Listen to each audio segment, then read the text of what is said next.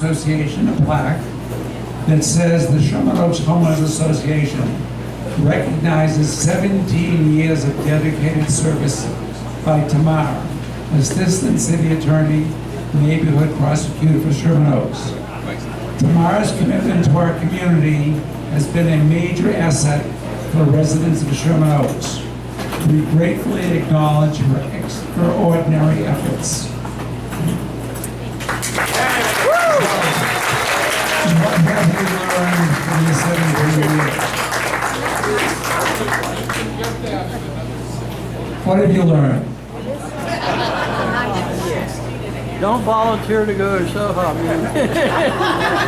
Don't volunteer to go to SOHA meetings. No, I'm kidding. I have learned a lot about the power of a community that really speaks up for what they want and what they need, and I think that's really important. And I've learned a lot just coming from these meetings, from the different speakers and from questions that you all have asked and that I've tried to help find the answers to. So I have loved my 17 years as a neighborhood prosecutor. I'm going to hopefully love the rest of my time as a supervisor. And I'm already been invited back in August by John Eisen, so you guys won't let me leave. And thank you for this. I really appreciate it. And can you introduce your replacement, so to speak, and why he's so great? So I think last month you met Andy Solomon. He's the new neighborhood prosecutor for Van Nuys. Yay, Andy. So we handpicked Andy for this spot because Sherman Oaks and Van Nuys and part of Valley Glen, it's a tough community. We have a lot of weird, interesting problems and really on the cutting edge of a lot of different solutions. So we had interviewed Andy before. We were waiting for the right spot to ask him to be a neighborhood prosecutor, and this was it. So I'm really excited that Andy took over for me. And so far I hope it's been great, and he's gotten to know some of you, and I know Will for the next 17 years. Thank you very much. Okay, the census is coming up pretty quickly. And we have Jesse Gonzalez to give us a little update on what's going to happen with the census. Good evening, everyone. My name is Jesse Gonzalez, Partnership Specialist with the 2020 Census. Just want to inform you all, we're less than a year away from the decennial. It will be going live March 12th. And this time around, we are implementing new ways of responding, easier ways, hopefully, and that would be through the internet self-response. So we are pushing for that. It's going to keep our costs lower, more efficient, and more accurate. So the census really wants to count every person living here in the U.S., and we want an accurate count. We want to do that by counting everybody once, only once, and in the right place. There's $675 billion that are at stake, and this is annual funding that comes back to these local communities. We're looking at redistricting, reapportionment. Currently 53 seats is what California is holding as far as representation. We really want to make sure we don't lose any of these seats. If we could gain one, that would be amazing. That is our representation in the nation. So I just want to come out here and really push for anyone in the public who knows of any organization that can benefit from a census presentation, or just spreading that word about the census and that we're less than a year out.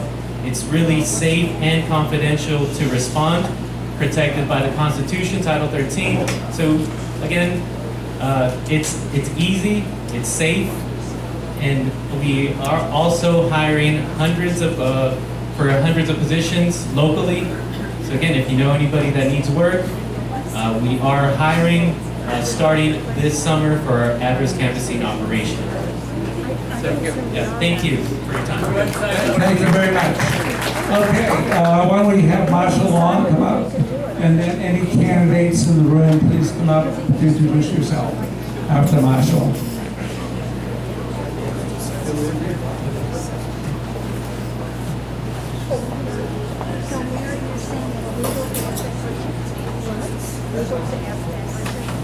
Thanks, Richard. Yesterday, Vivian Gambiner and I went down to visit the Plum Committee. They were hearing a CUP condition for the Buckley School, and Buckley had requested that the yearly report that they were required to give under the CUP that they had signed was too onerous.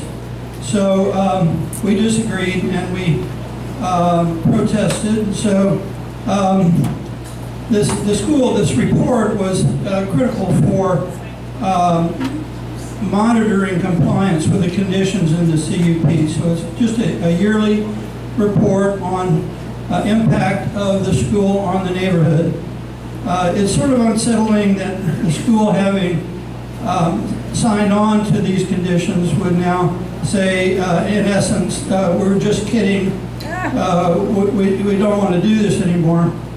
But you know, these requirements under the CUP are one of the few protections for the neighborhood, and a small thing to ask for from a school that has an ongoing $70 million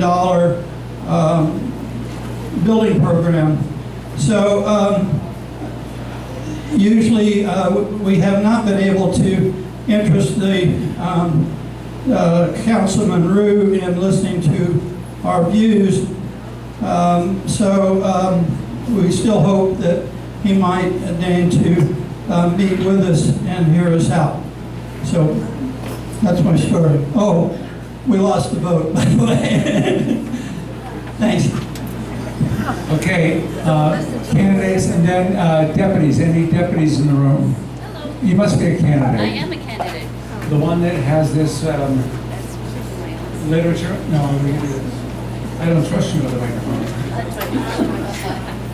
Hi, my name is Lisa Petrus, and I'm running for Residential Area 4 for the Sherman Oaks Neighborhood Council. I've been in that position now for 5 years.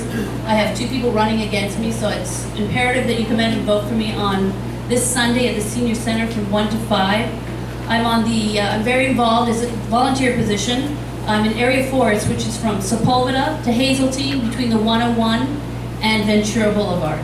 I currently sit on the Land Use, Finance, and Traffic and Transportation Committee. I'm also Councilman Rue's appointee on the Ventura Specific Plan and also Prop K, Kids for LA. I'm very involved in our community.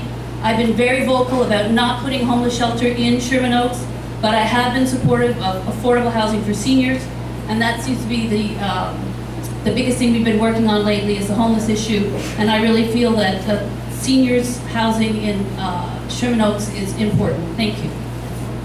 Thank you very much. Good luck. Come on up. Hi everyone, my name is Emma Taylor. I'm the field representative for your state assembly member, Adrin Nazarian. And I just have one exciting thing. We have a big beginning of summer event, our 5th annual Creativity Summit, which used to be known as our art fair. And we get about 300 pieces of artwork from different schools throughout our district. We have food, we have bands play.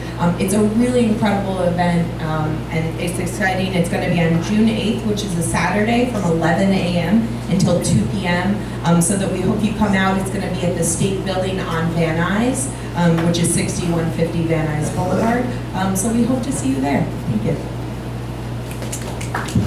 Hello, good evening, everyone. My name is Daniel Ayal from Councilmember David Rue's office. Going off of what Lisa was saying, just a reminder, the Sherman Oaks Neighborhood Council elections will be this Sunday from 1 p.m. to 5 p.m. at the Sherman Oaks East Valley Adult Center on Van Nuys Boulevard. If you live anywhere in Sherman Oaks, I definitely encourage you to go out and vote. The Neighborhood Council will also be having their summer movie series throughout the summer. Can't believe it's already mid-May, but summer's coming up as well. So they have some postcards on the table right over there for you. They're gonna have a screening in June, July, and August. And I have a question for you. What has 2 wings and flies over our houses at 3 a.m.? Airplanes. So going off of that, after writing many, many letters, the City of Los Angeles finally heard a response back from the FAA.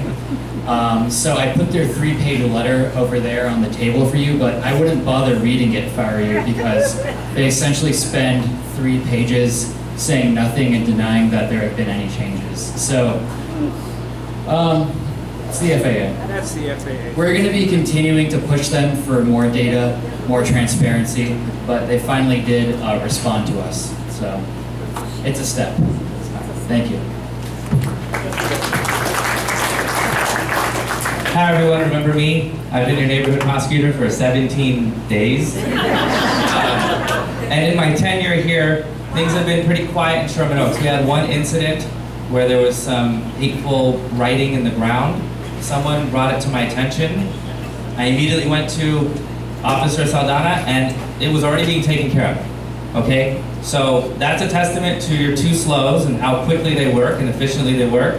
And also, it's a good example of, you all know the My 311 LA app, right? You guys know that? Okay, I don't know, just coming into the group. Okay, that works really well. I even have it on my phone, so if I'm out there, I'll take pictures as well, and I'm out there a lot. So take pictures, report it through that app. Because sometimes if you report it to us, we just report it through that app anyways.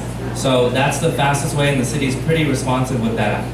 So keep that up, and keep reporting anything you see. Thank you. Thank you. And if you have any questions for the people that are going to be discussing EE, please give it to Matt Epstein. Matt, raise your hand. Very good. He'll get the questions and work with Dave Bryan. Next, Maria. Come on up, Maria. And then Nancy Vaughn.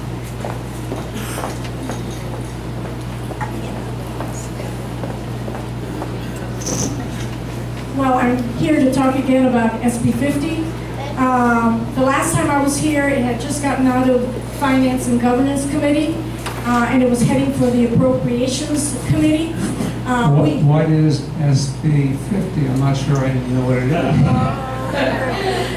Well, if you don't want apartment buildings in your neighborhood by right, we need to fight SB 50 because it is allowing apartments, and some as high as that, if they get bonuses, to be allowed in our neighborhoods. So when a house sells, that house can sell to a developer that can do this. And we have no input on what the developer will do or won't do. So we are fighting this because there are better ways to solve our affordable housing problem. And this bill does not mandate affordable housing, so it really leaves it up to the developer whether he wants to do it or not. And as the bill keeps getting amended, it gets worse for Southern California because they have now a 600,000 population or less, has an exemption. So that got rid of Marin County and all the Northern California people, but it leaves Los Angeles wide open. So we have a big headwind on this one. It is in the Appropriations Committee. It is going to be decided tomorrow. And based on that, and we sent a big letter to them talking about the financial implications to all of us on this bill. If it happens, we will send you an email blast. I have with me a handout with information on our most local senators that we all need to write to. Because a lot of them are against SB 50, but they need to hear from community. And even though these are not all our senators, we're all involved. And I think it's important we make sure we write to them. And if you have friends that live in these areas, make sure they write to them because they want to hear. They want political cover. A lot of them are against this, but they're not sure the community is backing them. This is not good for renters. This is not good for homeowners because renters suffer too because the kind of housing they're going to get is minimal housing and it'll become market rate. So that's my report, and we just have to keep fighting, and you all have to fight with us on this one. Thank you. Thank you. Okay, Nancy and Bob. Hi, everyone. everybody. I'm Nancy Segoyan. I am a board member here at SOHA, and I'm also the membership chair. First, I want to say welcome to Dave. He will be introduced, I'm sure, in a moment. Dave Bryan, who does such a fabulous job, I think, as political reporter for CBS and KCAP. So welcome. Thanks for joining us, Dave. And SB 50, extremely important. It would do away with all zoning protections. It would do away with community input. If you don't want an apartment building next to your house, you need to take action. I mean, this is not anything to be complacent about, because it's really talking about changing neighborhoods, changing quality of life forever. So if you haven't taken action, please do. This is really a big issue. Also, I want to say that Bob Anderson, who is an engineer, here's Bob, he will be speaking to you in just a moment. And he is our SOHA board member as well. And he is sort of our technical guru. He's been working with Metro, and he will be speaking about different options for mass transit coming into Sherman Oaks. This is really important, so please give him your attention, as you know, we're going to get something. So what SOHA's trying to do is, you know, have the best possible option for Sherman Oaks, and to get that, just like SB 50, we need everyone's support. So last thing is, as membership chair, you hear me on a regular basis here touting the benefits of being a SOHA member.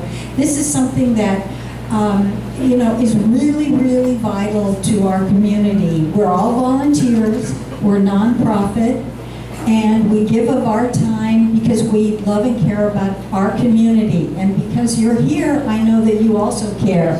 We work to inform you. We work to advocate on our community and your behalf.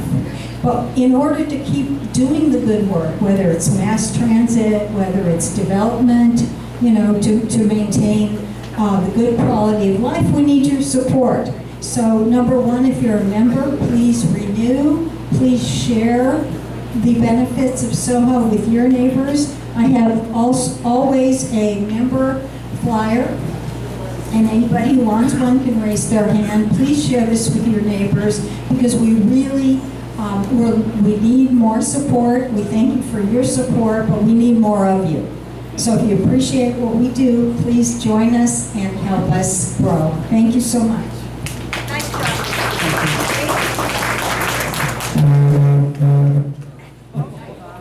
Other mic. Hi, everybody. I'm Bob Anderson. I'm the chair of the Transportation Committee, and I tried to get by every table tonight. Sherman Oaks is facing a crisis with Metro on the Sepulveda Transit Corridor. They've come up with 4 concepts. 2 of them are subways that are fully underground, and they're pretty good. The problem with them is Metro can't afford to build them. But other than that, they're okay. I mean, they're only short about $8 to $10 billion. But, you know, the other 2 are a little cheaper. They can't afford those either, but they like them better because they're cheaper. And they both run tracks above Sepulveda Boulevard, starting at Valley Vista, and run 20 feet above Sepulveda Boulevard all the way to the train tracks at Raymer, up near Home Depot. And it's not bad. The tracks, big pillars, big tracks, 30 feet wide, trains every 4 minutes with steel wheels on steel tracks. So if you live near there, you know, you'll get used to them after 5-10 years. And they only take 2 lanes off Sepulveda Boulevard for 5 miles, and there's not much traffic on that street, so you don't have to worry what that's going to do. Oh, and you can't make a left turn off Sepulveda anywhere either for 5 miles. But that won't be a problem. I'm sure we'll all get used to it. You know, shoot yourself or something, you know, whatever will work. So we've made up a presentation, Jeff Calvin of the Neighborhood Council and myself. We've given it 19 times to different elected officials, including twice to Supervisor Kuehl's office. Now, why is she important? Because she happens to be the chair of the Metro Board. And we met with her transportation deputy, and she said, look, you gotta get people really mad and really scared and send emails to certain people, and I'll tell you who to send them to. And you've seen these on your table. This list at the bottom is the list of names she gave us. And she knows what she's talking about. And we're asking everybody to tell these people by email, you just can't put tracks above Sepulveda Boulevard. If you want to build a subway and you can figure out how to make it affordable, and if you like a subway, then that's fine. And by the way, there's other concepts. Jeff Calvin and I came up with an idea for a monorail running up the center of the 405. Now, Jeff and I are not going to bid this concept to Metro. We don't have the financial wherewithal to do that. But there's a company called BYD Skyrail. They're already located in Lancaster. They are going to bid a concept that looks almost exactly like this, from the train tracks at Raymer all the way to LAX, that can be built within Metro's budget. And it's up to us to tell Metro, don't ignore these people, because it might be the only thing that works. And so if you like that idea, tell Metro that too. And if you'd like to hear more about it, BYD is going to be at that corner at our June 19th SOHA meeting with pictures of what they're going to propose. And I've seen them, they're really cool. It's not the Disneyland monorail. It's really slick. So Disneyland's pretty slick, but this is even better. So if you would comment on this, we'd really, really appreciate it. And it's also going to go out on nextdoor.com to as many people as we can get it to. Tell your friends. Thank you. Okay, wait a minute. Question, Bob. People in the audience are probably saying BYD. Never heard of them. Lancaster. What do they have? About 12 employees. BYD is a small company. They have 250,000 employees. They're Chinese, privately owned in China, bid on the Shenzhen Stock Exchange. Warren Buffett owns 10% of them. They are building Silver Line buses for Metro in LA, and that's why they built the Lancaster facility, where they have an additional 273 acres in case they want to build another building to build monorail in. They are the world's largest supplier of electric cars, bigger than GM, bigger than anybody else, bigger than Tesla. And they have there's 3 companies that make monorails. BYD Skyrail is Chinese, but their factory is completely unionized and Buy America Act approved, so they can bid in the city of LA. There's Hitachi in Japan, and there's Bombardier in Canada. There's no American companies that build monorails. Kind of interesting. So that's why they built a factory here and everything else. And we've met with them. Richard's actually met them once. And we're probably going to be the first homeowners association or public organization in the county to see what they're proposing. We're going to get the first here. So come next time and hear about it. Thank you very much. Okay, let's go on to EE. So if Marshall and Stuart can come on up. And Dave Bryan from Channel 9 and Channel 2 will be our moderator. As many of you may know, Dave is retiring the end of May. But after spending 10 years in radio and 41 years on television, he is retiring. He arrived in Los Angeles in 1990 and has been with KCAL since 1994, 25 years. So, when I introduce him, since he's going to be questioning these people, we have a couple questions for Dave Bryan. Number one, what is the most memorable news story you were personally involved with? Number two, what is the funniest news story you were involved in? Thanks, Richard. I would say the most memorable one was probably that I... Yeah, I'm not used to working with a mic. So I would say the most memorable story that I've done was in Somalia in the early 90s when U.S. forces landed in Mogadishu for famine relief. I was assigned to cover that. I was there. I hooked up with a photographer in Nairobi, Kenya. We flew into Somalia on a United Nations relief plane, and we were there for about 2 months. The first day we got there, we did some interviews at the airport in Mogadishu. My photographer had his camera swung across his shoulder, and we were walking back to a vehicle we were using. Someone came out of the crowd, had a coat on, pulled the coat back, pulled out a machete, and tried to attack and cut my photographer's arm off to get the camera. That was our welcome wagon to Mogadishu in Somalia. So that I will never forget, of course. The funniest one, or one of the funny ones, was when I was covering a rally for Barack Obama during the campaign here in LA. And we were waiting to see if maybe we would catch him walking in. We didn't, but Stevie Wonder walked up. And the first thing he said was, "Hey, I watch you guys every night." Okay, I'm confused. Then he said, "I think you and I are probably around the same age." I said, "I'm probably old enough to be your father." And he goes, "Oh, Daddy." And I went, "Oh, son." That was fun. There you go. One request as we move forward, continue to be our moderator. Thank you very much.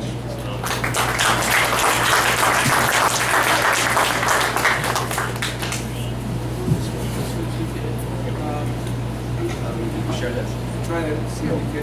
Are you guys going to be able to share? Check. Doesn't work. Check. Can you hear me? Yeah. All right. So let me get started here quickly because we're trying to put a story, a report on this from the 9:30 show on Takeout Night. Let me first begin by thanking you for being here. This is a really important issue and an emotional issue, and it's an issue that affects every community in the Los Angeles area. So I'm quickly going to go through what Measure EE is because some folks may not know all the details about it. I think that's up front to go through that. The concept is to improve schools in LA, both public schools and charter schools, by raising more funding to pay for improvements which the district cannot currently afford. To do that, a parcel tax of 16 cents per square foot would be levied on every parcel of taxable real property located in the LA Unified School District. Homes, offices, shopping centers, stores, apartment buildings, every property for which property taxes are already being paid, including garages and parking structures. It would raise an estimated $500 million a year for the LAUSD for both public and charter schools. An exemption from payment of the parcel tax may be granted on any parcel that is owned by those who are 65 years or older. Not sure what the maybe is, but we'll find out, during this debate tonight. The ballot measure says the proceeds shall be authorized to fund lowering class size and for services like nursing, library, and counseling services in the schools, providing quality instruction, high-quality teachers, and providing schools with necessary administrative services. It could not be used for purchasing lots or buildings or upgrading school buildings or funding lawsuits. It will take a two-thirds vote for this to be passed, and the tax would expire after 12 years. Now, let's get into the format for our debate, just so you know what's going to happen here. In just a moment, the participants here will introduce themselves and then make their opening statements. Then I will direct questions to both of them. Then each participant will get to ask 2 questions of the other. That should be pretty interesting. And then we will read questions from you guys, from everyone in the audience, as many as we can get in, and then there'll be closing statements. Afterwards, these gentlemen will stay, I believe, and answer your questions maybe in person if we weren't able, to use them while we're doing our event here. So now let's meet our debaters. First of all, outside there is Stuart Waldman, President of VICA, the Valley Industry and Commerce Association, the most important business and commerce organization devoted to the San Fernando Valley. And next to him, closer to me, is California State School Superintendent candidate, Marshall Tuck, not currently a candidate, but he had been former, that's right, who has spent much of his career working on education issues. So Marshall, thank you very much for being here. Absolutely. So we're going to get started now. I'm going to ask both of you to introduce yourselves now to the audience in whatever way you prefer. And Marshall, why don't you go ahead and get us started. Great. So thank you so much for moderating tonight and for your 41 years of service TV. And thank you all for focusing on our public schools and having this conversation about Measure EE. My first introduction, I'm a parent. My son's 7 years old. He goes to our local LA Unified School in Mar Vista, Waldman Elementary. I've also spent almost 2 decades working in public schools, mostly in Los Angeles and Watts, East LA, and South LA, serving some of our neediest kids. I dropped my son off at school today, and like many parents, you drop your son off or your daughter off, and school is kind of, it embodies the future and the possibilities, right, and the inspiration. My little guy, he's 7, I just want him to go and be believed in and be loved and fall in love with learning. And I think 2 minutes opening? 1 minute. 1 minute, and then you get 2 minutes after. Oh, okay, great. Yeah, sorry about that. You're just introducing yourself. Yeah, so I'll tell you the story. I dropped my son off in about 2 seconds. But a parent, worked in education for a long time, mostly turn around some of the lowest performing public schools here in Los Angeles. And thanks so much for being here. And Stuart? So I'm going to follow the rules and just introduce myself. Not try and get extra time. But I'm Stuart Waldman, President of the Valley Industry and Commerce Association, VICA. We're the business group in the Valley. Sometimes we all agree, sometimes we don't. But one thing we can all agree on is we care about where we live, which is the Valley. I am a parent as well. I have a 3-year-old and a 5-year-old. I am not as lucky as Marshall. I can't send my kids to our local public school because my local public school is a 1 out of 10 on the great school scale. I would venture to say Marshall's local school is a 10 out of 10. Now, my local school has been a 1 or a 2 in the past 15 years. And if I was going to jump in and start my opening statement, I would mention that LAUSD has no plan to fix that, which they do not. But our public schools are important. Right on cue. All right. Marshall, why don't you start us with your 2-minute opening statement? Yeah, so I agree with you that our public schools are very important. And actually my local school isn't a 10 out of 10, but it's a school where teachers go to school every day and work so hard for our kids. It's a school where parents rally together and come together on a regular basis trying to make sure our school can be successful.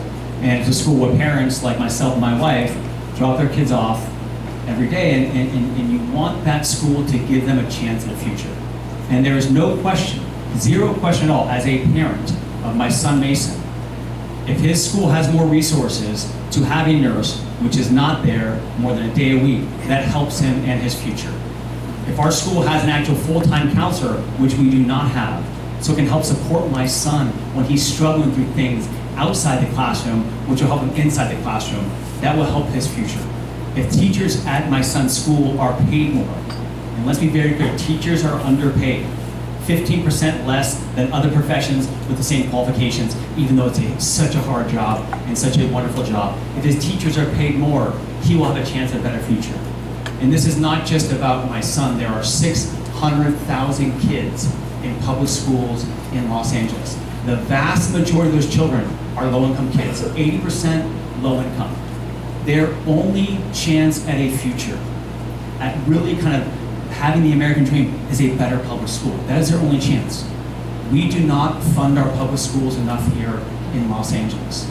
We have massive income inequality here in Los Angeles, in our city, in our town. If we want to change that, if we want to give people a shot at a future, they must have quality public schools.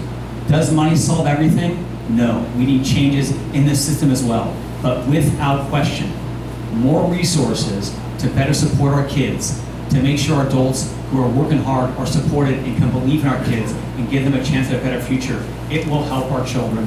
Please get behind it. And Stuart? Marshall's local school is a 9 out of 10. So we can. Wrong sorry. school. He picked the wrong school. So on a fact-based conversation. Okay, fair enough. The school's Waldman Elementary, not all right, this shouldn't count as my Elementary. time. This is anecdotal.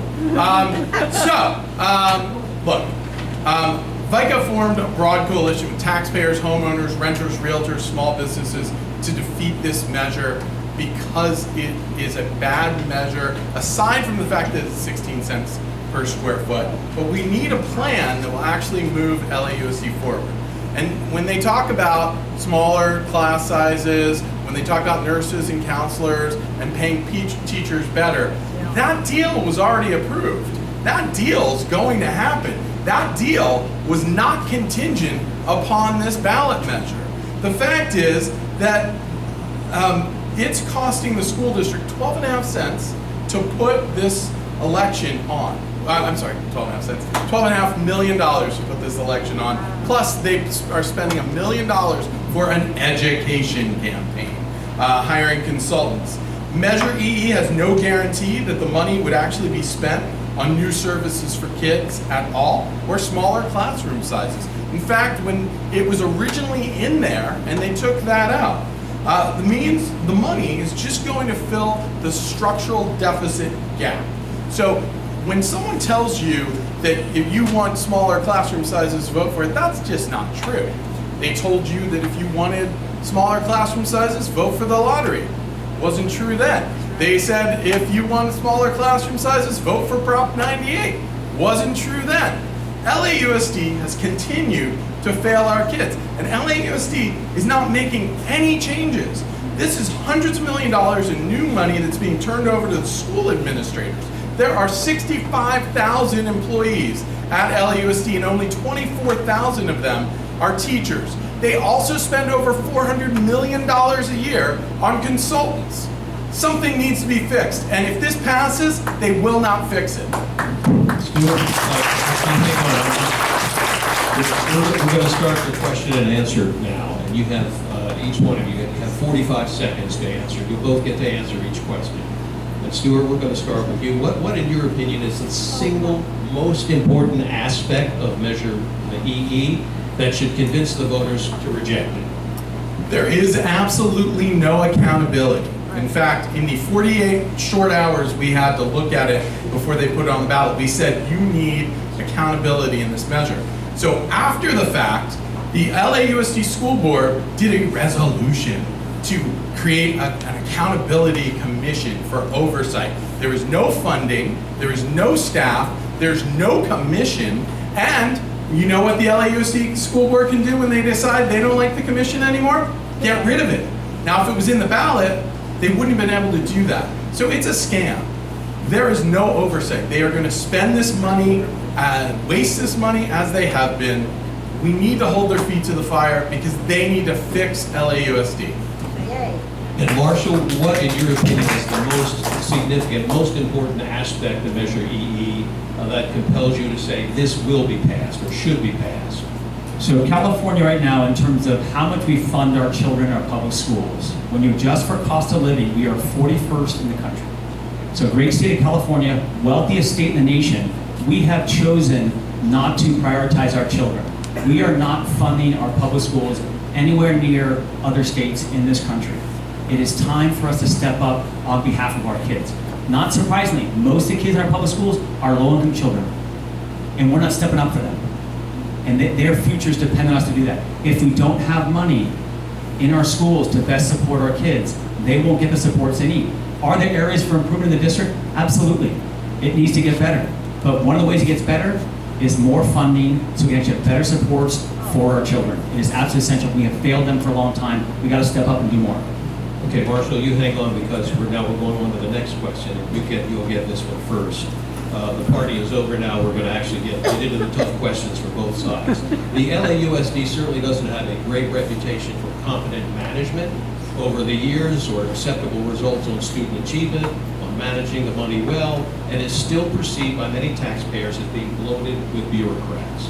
Why should the voters trust that the handling of this tax revenue, $500 million a year, would be done any better? Yeah, so I think we have to start with, if this state was top 10 in funding, right? If we were funding our schools properly, then I think this conversation of, are we using the money perfectly? Is the management being done extraordinarily well? Like that to me becomes a more important conversation. We're not even at the floor.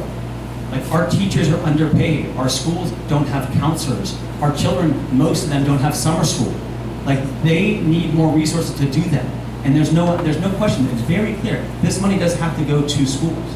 And will LA Unified use it perfectly? I don't think it's been the most effective organization, but you know what? Educators are stepping up every day for our kids. They need our support, and most importantly, our kids need our support. And if I know for a fact, if it does not pass, it hurts children. Stuart, your response. Do I need to respond? Look, we know they don't do it perfectly. We don't even think they spend money at a mediocre level.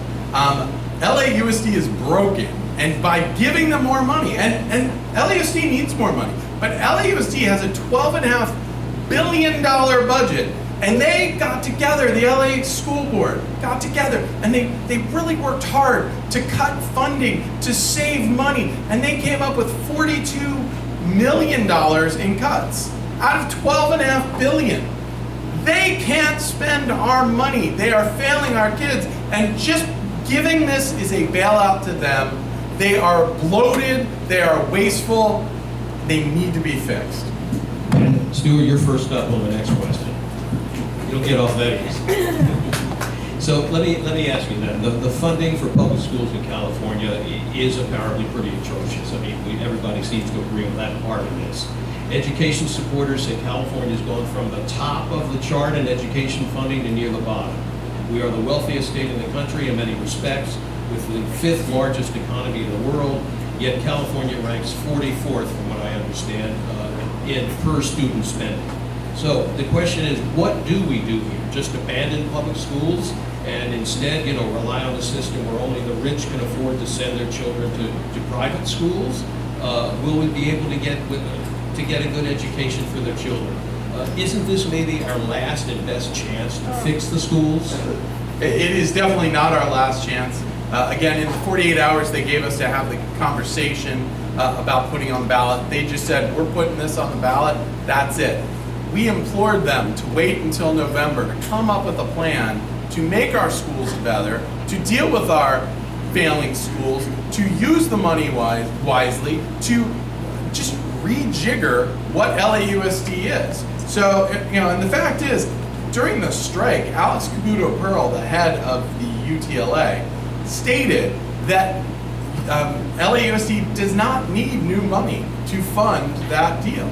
So he said, there's so much, look, there are 700 teachers every day who are paid not to come to school, not to come to work. They stay home because they are so bad no principal wants them. They need to fix the system. Marshall, your response to that? Yeah, but I think, so Stuart told you, here's a parent with his kids who aren't in public schools. He works for an organization that represents companies that have to actually pay for a lot of his tax. So he's basically paid for folks that have to pay for his tax. And is talking about issues that really aren't about how do you actually improve classroom instruction to support children. And distracting issues around, oh, it's bloated and it's out of control, and this person said this 2 years ago or 2 months ago. To me, it's very straightforward. Our state underfunds our public schools. Without a quality education, our children do not have a shot at a great future. Most of those children are coming from low-income families. They don't have the chance to have tutoring or private schools. They depend on the public schools for their future. We need to support them. And that means let's pass this thing and give them what they deserve. Okay, Marshall, you'll get the first crack at this next one. The list of rules for the spending of the funds under this program, at least according to what I read in the election booklet, in terms of the introduction to Measure EE, it sounds pretty broad and general, and includes funding for administrators, as well as opponents believe that this whole picture painted by supporters of a bright new day with smaller classes and nurses and librarians and counselors is nonsense, that this is really about paying off the debt which the district will be facing in a few short years because of declining enrollment and perhaps mismanagement as well. Is that an accurate portrayal? Yeah, no, I don't think it is. Now, I mean, first, this won't solve all the problems. So to be clear, I'm not coming here and saying pass Measure EE in our schools will be great. We have a long way to go. Like, we actually do need to make changes in our classrooms, in our schools. And so, to be very clear, like, this won't solve all the problems, but it will help. And we got to take steps forward for our kids. In terms of where the money goes, class sizes, which in some high schools, I used to work in Watts and East LA, we had schools that were 40. They're not going down to 20 with Measure EE. But you know what?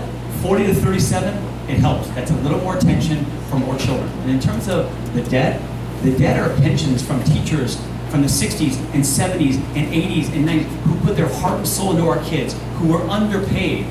And I think making sure they actually get their pensions is pretty darn appropriate. But this money ultimately is going to our schools to help support them. Stuart, are you satisfied with the specificity of how this money will be spent? That's really the question that we're asking. Not at all. I mean, if you read the actual language, this money will be spent on whatever they want to spend it on. Bloated pensions, bloated healthcare costs, anything they want. And I do take issue with Marshall's comment about us not making constructive arguments about fixing LAUSD. That's not what this campaign's about. We weren't given that opportunity. We asked for the opportunity to work with LAUSD. We were given the opportunity to support or oppose a ballot measure, just like every one of you. So when you go into the ballot box, if you vote yes, you're not fixing the schools. And if you vote no, you're not a bad person who's hurting the schools. We need a real debate on how these schools need to be run. Next question is, why are the opponents almost entirely business organizations? The supporters represent a wide coalition of public and charter schools. And the business groups seem to be, are they just really up in arms about the cost of paying the big fees for parking structures and shopping centers, while homeowners will be paying a much smaller amount? Well, do any of you think 16 cents a square foot is a small amount? No. Yeah, so, okay, well, there's that. The business groups are working with the apartment association, with the realtors, with a whole bunch of renters, whole bunch of people. This is not just the business groups. When Austin Buhner became superintendent, he came out and met with all of us and spoke to all of us and said, our schools are important, I want to work with all of you. And we said, yes, this is great. Let's fix the schools. Let's get together. And then on a Tuesday, we got a call that the ballot measure was introduced and there were going to be no changes. And on Thursday, it was passed. Whoa. That's it.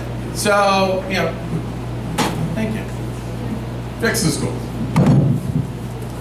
We are highly aligned on the idea of fixing the schools. One area to actually improve schools is you actually need resources. I think it's important to point out, if you look, the groups that are against this measure are businesses or associations representing businesses and landowners. Like that is who it is. Now, taxes are tough. I'm not saying that it's not. My house, we're gonna pay $192 a year additional. Average family's gonna pay $232. That's real money, those are real trade-offs. But I believe strongly it is time for us to make that sacrifice to try to move things forward for our kids. I've led schools. I actually know what it takes to improve schools. You gotta actually support principals and teachers, get parents involved, believe in all kids. Those things are easier to do with the dollars. We gotta make some sacrifice. It's not straightforward, but what the alternative is a real problem. Okay, Marshall, you were up first on this next question, and that is, did the LAUSD school superintendent, Austin Buhner, pull a fast one when he clarified that all structures, including garages and parking structures, would be included in the tax, as opposed to habitable main square footage, which was the language that had originally been proposed for this, and which would not have included garages and parking structures. That's a lot of difference there in terms of the footage and the amount of money, right? Yeah, I don't think he put up a fast one. The district should have gotten the language right the first time. I mean, you're absolutely right. You shouldn't have had to make adjustments over time. So that's clear. It doesn't change the fundamentals of what we are talking about here. We're talking about, are we as a city going to all choose to pay a little bit more out of our own pockets for children who have very little and need a future? That is the simplest focus of this question. Are we going to give additional dollars to mostly low-income kids to have a chance at a better future with a little bit out of our own pockets? And my belief is that is what we should do, and that sacrifice is worth it. We need to get better in terms of the district, and certainly the language issue should have been dealt with differently, but it's a distraction from the fundamentals. Are we going to give a little bit more for other people? And we need to. But Stuart, does this change in the language sort of add to the, I think, the perception, let's say, that that's something that they're trying to pull something fast one? Well, I don't think they're pulling a fast one as much as they just failed at making good policy. Like they're failing at educating our kids. They rushed this through. We told them they made a mistake and they needed to fix it. And the very last day, they just deleted something. Now, after it got voted on, which we'll find out, there's a judge that's going to look at it after the fact and may end up not allowing the registrar recorder to count the votes. But it's illegal. This isn't what was passed. But the worst part is, when Marshall talks about what it's going to cost him, he doesn't know, because he's using numbers that don't include his garage or his pool house or his awnings. If you have an awning, you're going to have to pay for that. That's ridiculous. They have failed. Okay, we're going to start on the next segment, right? I don't have a pool house. My awnings are very small, and I'm paying $192, and I know it. And the rhetoric and the kind of the jokes are nice distractions. All right. My square footage is part of my garage, though. Okay, now you're going to get a chance to answer each other questions, right? So whatever misconceptions there are, we can clear that up right here. So here's the deal. Stuart, you'll ask the first question. You have 45 seconds to ask the question, and then Marshall, you have 90 seconds to answer. You each get to ask 2 questions, but we'll go back and forth. Okay, Stuart, you're on. Marshall, I think the most important thing is the lack of accountability here, and the fact that when the LAUSD school board was told to put an oversight committee, a real oversight committee, in the ballot measure, they chose not to. And now they've done a resolution that, as you very well know, can be taken away. How can the voters have any confidence of how that money is going to be spent?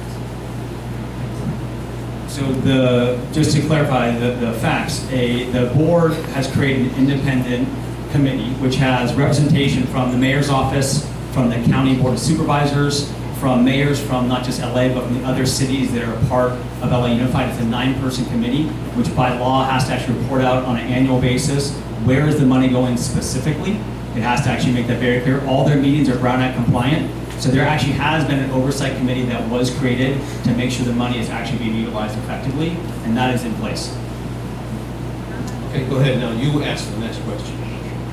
Yes. So I think it relates to the question you asked earlier, which is the vast majority of opposition that is spending money against this measure are businesses or associations that represent businesses.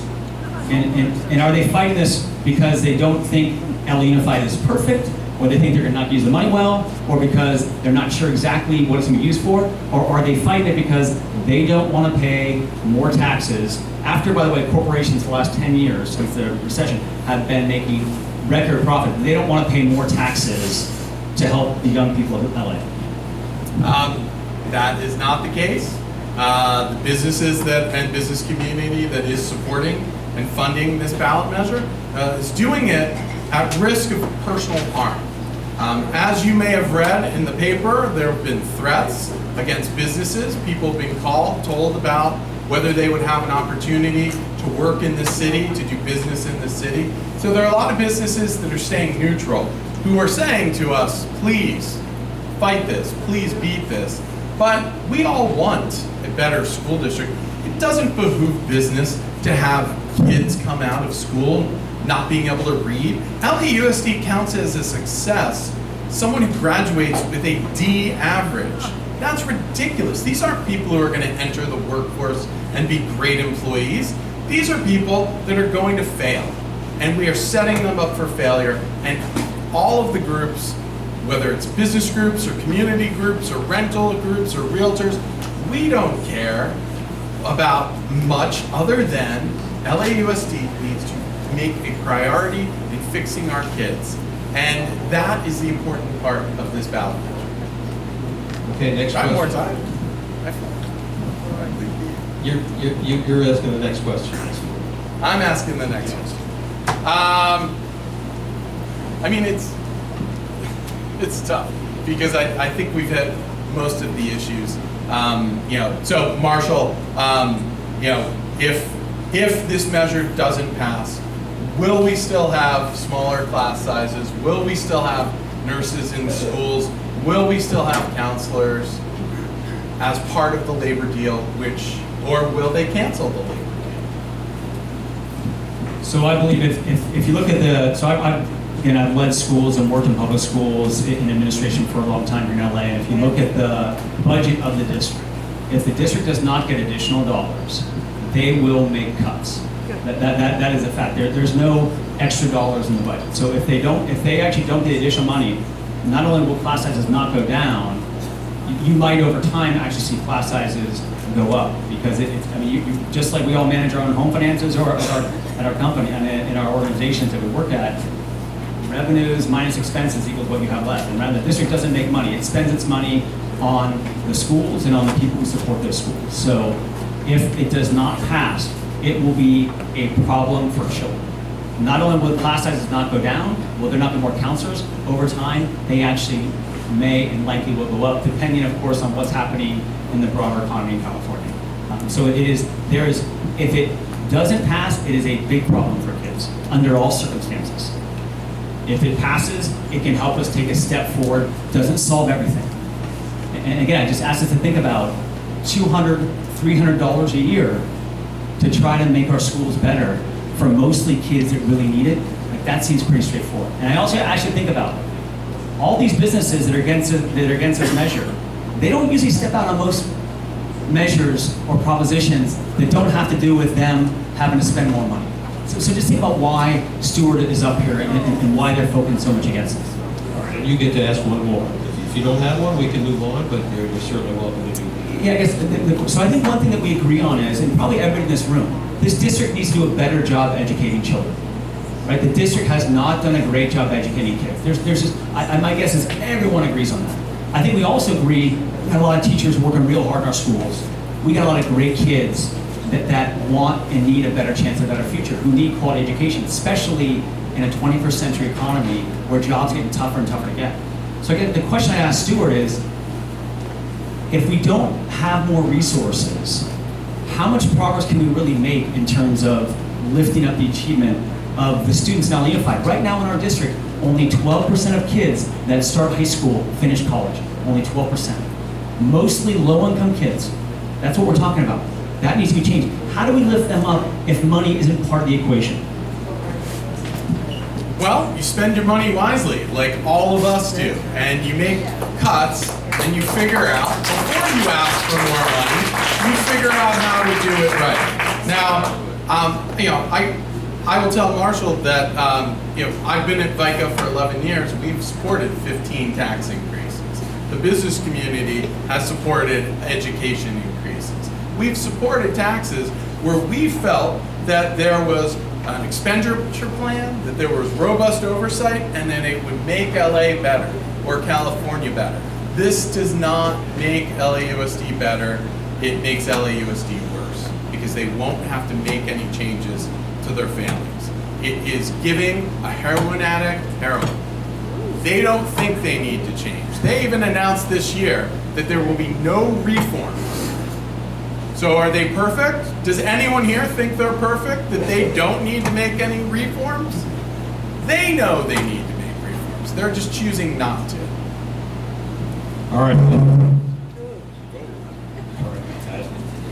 We're going to start the next segment now, which is audience questions. The first one is from George Weisenfeld. George?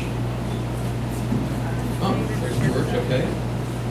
Question is, and I think this sort of is a broad question in a way. It's about the lottery money that never got to the schools, or that the schools didn't get what they were. I'm sorry. It's about the lottery money that the schools were supposed to receive in large amounts, and it didn't seem to work out. But I think also people are wondering about the two previous tax votes that they had, which was supposed to directly deliver money to schools. What happened to that? How was that used, and why would it be any different this time? Marshall, why don't you take it first? You have 45 seconds.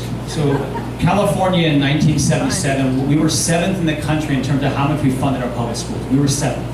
Then we had tax reform in 1978, and we went from 7th down to the high 40s. So that's what happened. We as a state went very low. Along the way, most recently, Prop 55, before that Prop 30 were passed to increase revenues for our schools, but that took us from 49 to 41st. So these are not, I think, frankly, Stuart's got a lot of exaggerations and high level, this is what they said. These are facts that you can look up and confirm. So we are very, very low on funding. We have to increase it. The lottery was a good example of Sacramento just not being honest. They said, pass the lottery money for schools, it's only $130 per kid.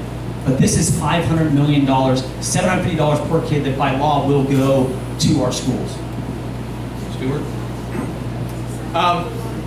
We know we can't trust them with how they're spending the money until they give us a detailed plan. But the fact is, and this is admitted, they're not hiding this. The proponents of this measure have already stated that this is one part of a multi-part increase. They're going after square footage right now. Then they're going after Prop 13 in 2020. They want more. And they are going to keep taking more if we let them.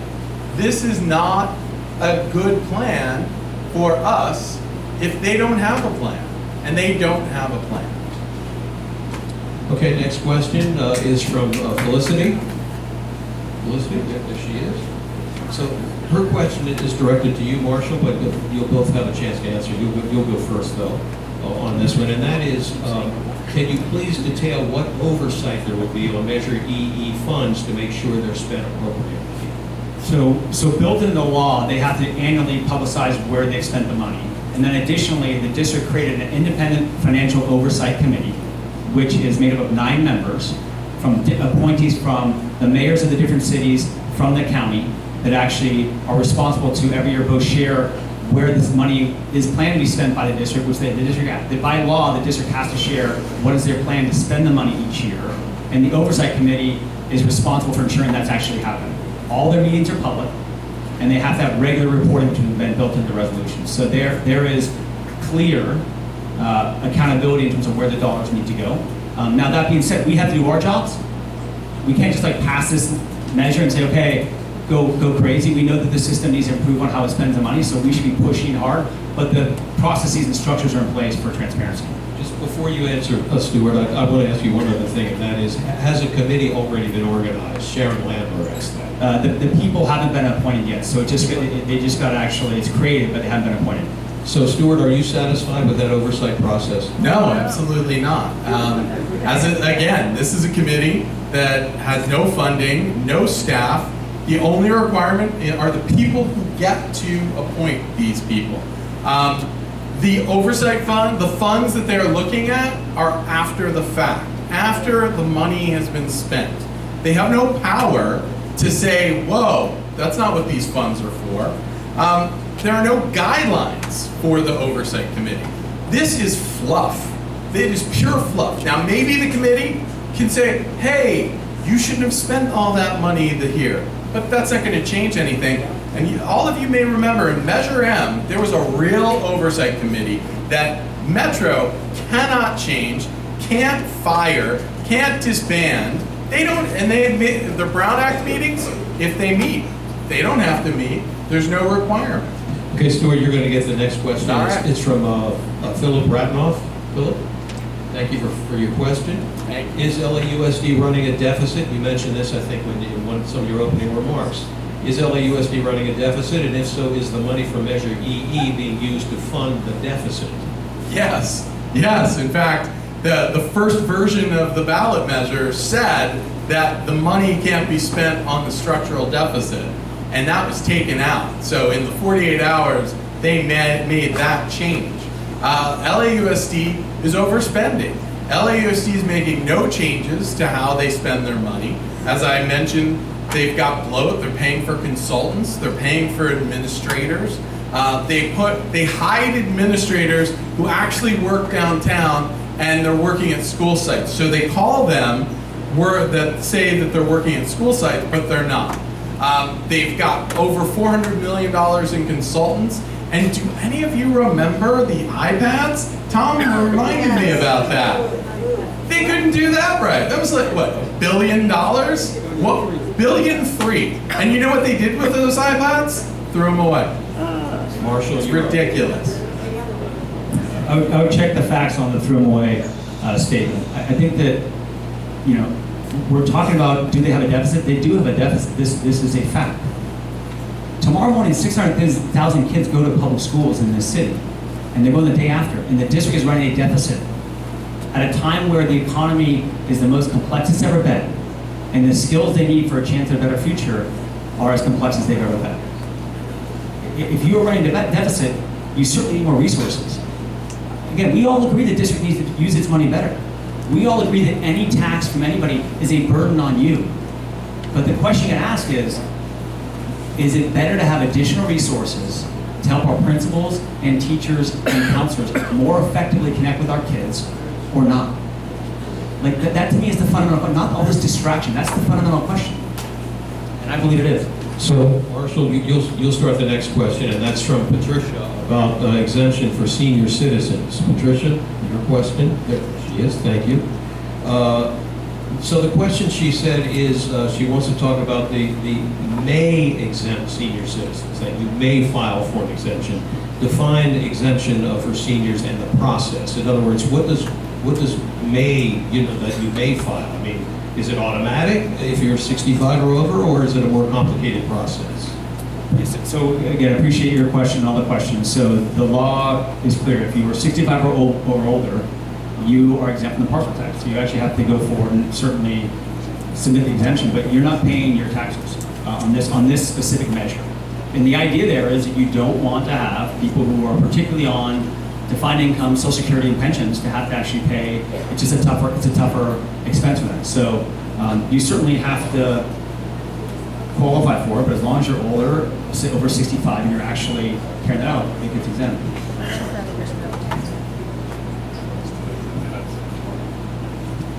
Most properties today are in trust, and so the question is, how does that apply? I don't know the exact answer to that question. So a lot of people over 65 put their properties in trust. Yeah. Again, don't know the answer. My guess is if it's legitimately their property over 65, you get the exemption, and if not, you don't, but I don't know the exact answer to that one. Stuart? So the actual language says may apply for an exemption, may be exempt. There's no guarantee. We asked them about that. They chose not to be specific about that. It is frustrating. It's also frustrating that there are people in Bel Air who aren't going to pay anything, while some other people are. It's not a fair tax. This wasn't meant to be fair. But they did this. They did polling before we found out. They did polling. LAUSD paid for polling to write this measure, and they found out that the people most likely to oppose are homeowners over 65. So they included this for political reasons. But it doesn't change. The fact is, you're exempt. You may be exempt. They can still reject you. And in a conversation with Austin Buettner, when we asked about will Eli Broad pay, he said maybe. Okay, we got one more to go. Stuart, you're first on this one.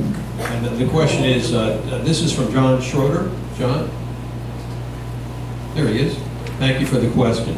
As a home inspector, he said, I'm a member of realty associations that are urging a no vote on EEV. I am usually aligned with the LA Times, which endorses a yes vote. So the question is, what is really best for our community and why? Well, you're going to have to ask what's best for you in this vote. I know I'm voting no. But the fact is, it's going to cost all of you more money, and you have no guarantee of results. You have no plan on how they're going to spend the money. The LA Times, we met with them. The LA Times has changed. The Daily News has also changed. But the Daily News opposed the measure, and the LA Times supported the measure. But the LA Times has lately been a little more liberal in supporting causes that may work, and they've actually said that in their endorsements. They said, we're not sure if this is going to work, but it might. So I take issue with that. When you're taking, well, it's not $500 million a year, because it's probably $700 million a year out of people's hard-earned pockets, and you're not telling me how you're spending it and how you're going to improve the schools. I have a problem with that. Marshall. So I encourage you to all go and read the LA Times endorsement. It talks a lot about what we've talked about tonight. Hey, LA Unified isn't perfect, doesn't spend all its money perfectly, but it's essential that we actually invest in our public schools. And I think if you look at who is for this measure, LA Times, our mayor, the city council, a number of community leaders, who's against this measure, business owners and associations that actually represent businesses. And I think something was just asked, it was a quick comment, but I want to comment. He just said, is it best for our community? And the answer was, well, it may not be best for, think about it as best for you. That's what he just said. And I just take a step back and think about that. Is this about what's for our community? Like, if I am a homeowner, am I also just thinking about people in my community, in LA, in South LA, in East LA, and other parts of this? Like, as a society, if we're just always thinking about what's best for us as individuals and not what's best for our community, like what are we all about? Right? What's good for us is good for our community. And we got to focus not just on ourselves, on other people. Any tax is hard, but let's pay a little more for our young people. Now we're going to go to closing statements. Marshall, you'll go first. You've got 90 seconds. Great. Again, thank you so much for being here tonight.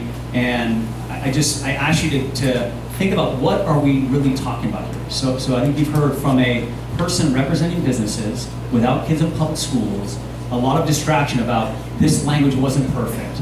LA Unified doesn't use all the dollars effectively. And when you really break it down, kind of get rid of that political noise and the showboating, this is a question of, are we going to give additional resources to a school district, which certainly is not perfect, and certainly doesn't use every dollar perfectly well, but where those resources will help the 600,000 kids have a chance at a better education.